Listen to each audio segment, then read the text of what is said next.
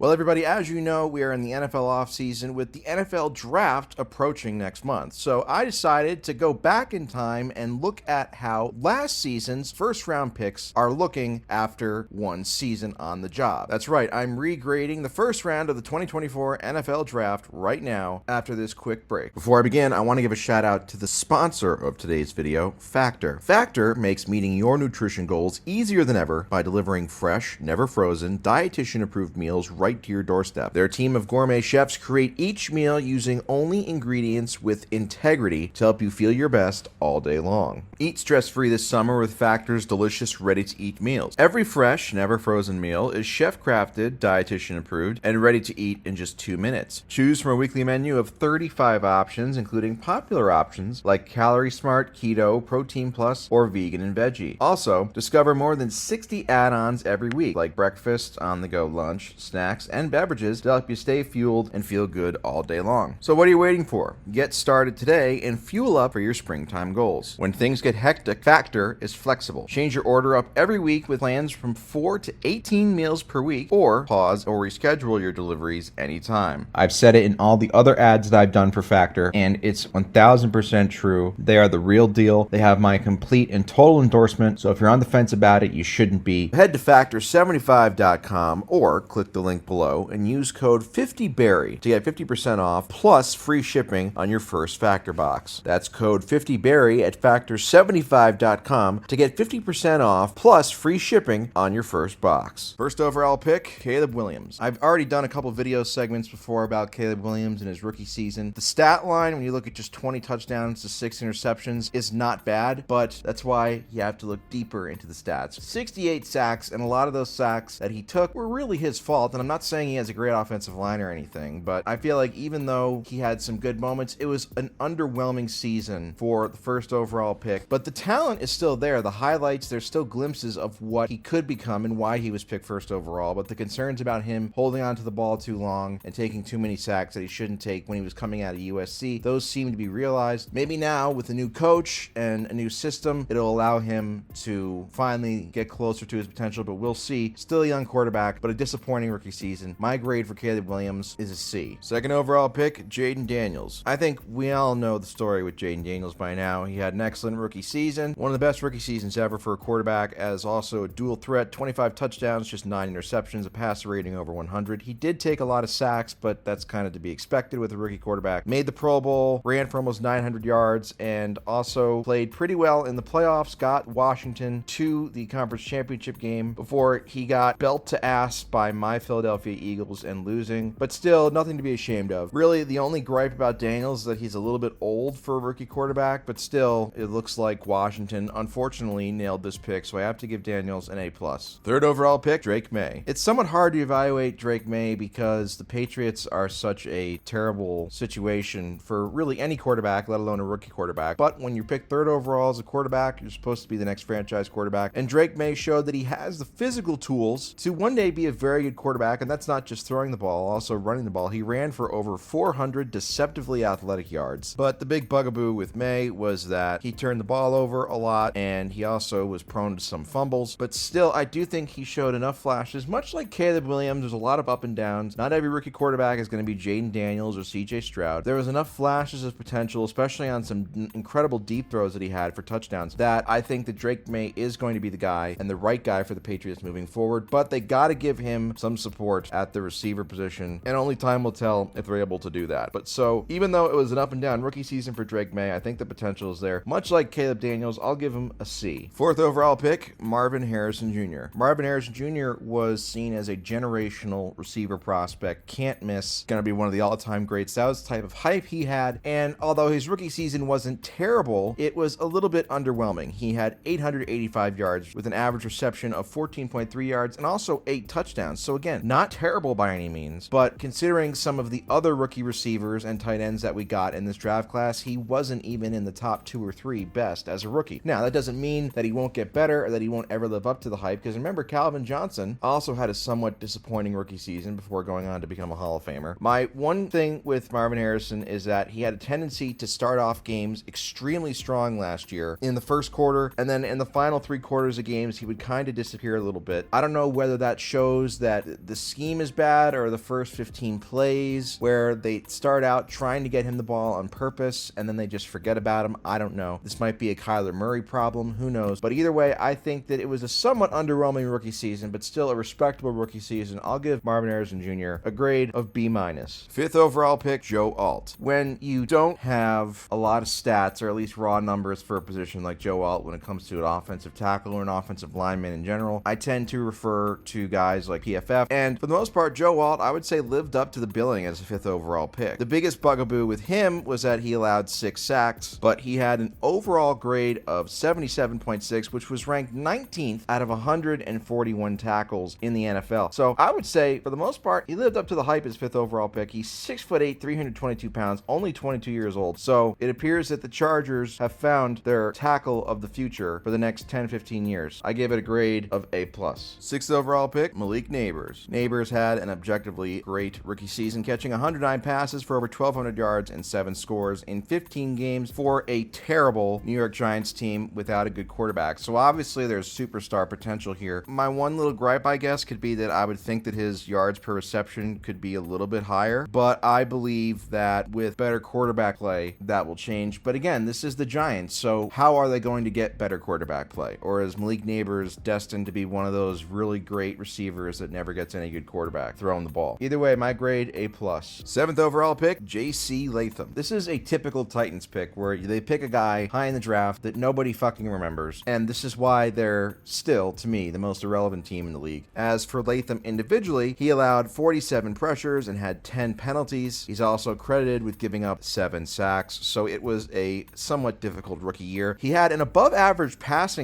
blocking grade from PFF, but his run blocking grade was slightly below average. Overall, his overall grade was about dead down the middle. He was 70th out of 141 tackles, so not quite what you want from the 7th overall pick, but again, these are still young guys, young players, a lot of room, a lot of football left to be played for most of them, so I like to split the difference here. I'll give him a C-. 8th overall pick, Michael Penix Jr. We all know the story about Penix Jr. by now. The Falcons drafted him seemingly for no reason because they had just signed Kirk Cousins in free agency to a massive contract. Well, guess what? The Falcons knew what they were doing because Kirk Cousins eventually got benched late in the season, which allowed Penix to start the last 3 games of the season. His numbers won't make anybody fall out of their chair, but he did show some nice flashes throwing the ball down the field, and it does look like Atlanta has a solid quarterback for the future. But again, I'm only basing this off of the 3 games that he started, and of course, as we all know, with the Falcons, the biggest problem always seems to be their defense or lack thereof. But as for Penix, I'll say I'm going to give him a B- grade. The 9th overall pick, Rome Odunze. Odunze finished his rookie season with 54 catches for 734 yards and just 3 touchdowns. He also fumbled the ball twice, and quite honestly, I pretty much forgot about him as the season went on. He did show some potential when it came to contested catches, so the talent is there, but to be drafted as highly as he was, particularly ahead of some other receivers and tight ends who had better receiving numbers than he did, just like Marvin Harrison Jr., it's hard to say it wasn't a little bit underwhelming. That's why I'm going to give him a grade of C+. 10th overall pick, J.J. McCarthy. Pretty simple. The grade here is incomplete because McCarthy did not play a single snap during the season because he tore his meniscus during Minnesota's first preseason game. However, I will say I do have my doubts about him because he looks a little bit like Zach Wilson if Zach Wilson was stung by a beehive. 11th overall pick, Olu Fashanu. It was not a very celebrated rookie season for Fashanu as he didn't really even crack the starting lineup consistently until week 11, and even once he got in there, left a lot to be desired for his draft status. He had a grade of 61.2, which is 73rd out of 141 tackles. He also had 7 penalties and 23 pressures allowed without being a dominating run blocker, so he does have plenty of work to do. My grade for him, D+. 12th overall pick, Bo Nix. Bo Nix had some very high highs and some very low lows during his rookie season. Although he did finish with 29 touchdown passes, he still completed just 6.7 yards per attempt, and his passer rating of 93.3 wasn't bad, but it wasn't great. He also threw 12 interceptions, and he did show a penchant for running the ball. The other boo-boo about Nix is that he's already, as of this recording, 25 years old, so he's an older rookie quarterback. But still, after basically nearly a decade of wandering the QB wastelands, I think Broncos fans are relieved to finally have a guy who was able to get them back to the playoffs and at least give them some sort of respectability at the most important position in the sport. My grade for Bo Nix, I'll give him an A-. 13th overall pick, Brock Bowers. Although he already looks like he's 35 years old and balding, there's there's no question that Bowers lived up to the expectations as a rookie, despite having horrific quarterback play with Aidan O'Connell and Gardner Minshew. He recorded 1,194 yards and 5 touchdown catches. Similar to Malik Nabers, if the Raiders are ever able to get actual good quarterback play, Bowers looks like he could be an all-time great player at his position. And whenever you're talking about a player being an all-time great after just one season, you know he's the real deal. Although I would like to see his touchdown numbers go up a little bit, it's hard to say that Bowers deserves anything other than an A+